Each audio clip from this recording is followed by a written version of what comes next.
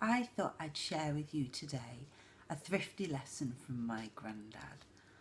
My granddad lived not far from us, just down the road, really, and across a few roads, and we used to go and see him every morning before school and after school every day.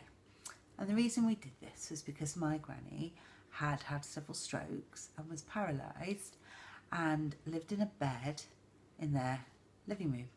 And we used to go before school with our mum and help take care of her, and after school we'd stay there until mum came home from work. My grandparents were lovely. Granny couldn't speak and she smiled a lot despite her condition and seemed really happy to still be part of the buzz of things. Grandad had had to take early retirement because of Granny's situation. He was so fabulous. He was kind and funny. He was very poor as a child, was Grandad, and he'd worked from the age of 12.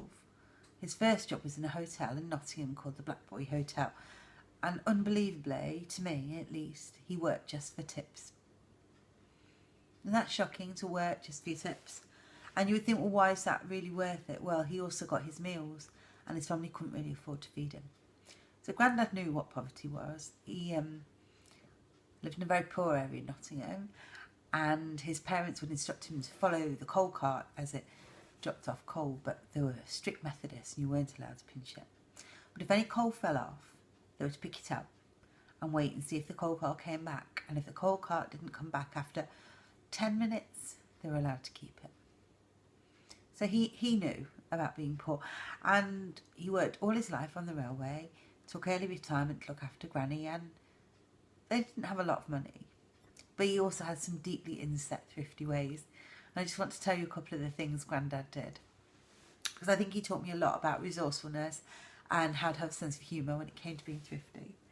One of my favourite things Grandad did would be when he would go fishing in the mornings. He would take the tea cosy off the tea pot, and it was yellow and brown striped. I remember because I used to think it looked like a beehive, and he would pop it on his head and he'd go fishing. That was his hat. Oh, he looked amazing. His fence in the garden was made up of all different kind of shades of wood and sizes of wood panelling, and he'd just lift bits out of a skip and keep mending it. That was rather fabulous too.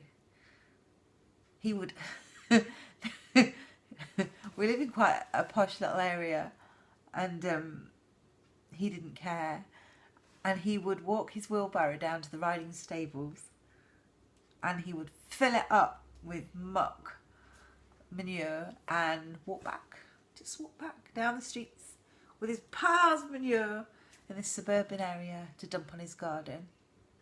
He would also take cuttings of his plants and he'd exchange them with his neighbours, and they would do the same back, which I always thought was just absolutely lovely. And all sorts went on that garden, from potato peelings to tea leaves, because they were all meant to be really good for the flowers. Yeah, he was fabulous. He wore things till they ran out and wore out, and even his glasses were sellotaped together just there. And I remember him with such fondness, as being the most generous person I know. And not generous because he spent his money on us and saved it in other areas, but generous because he gave you hours of his time and attention.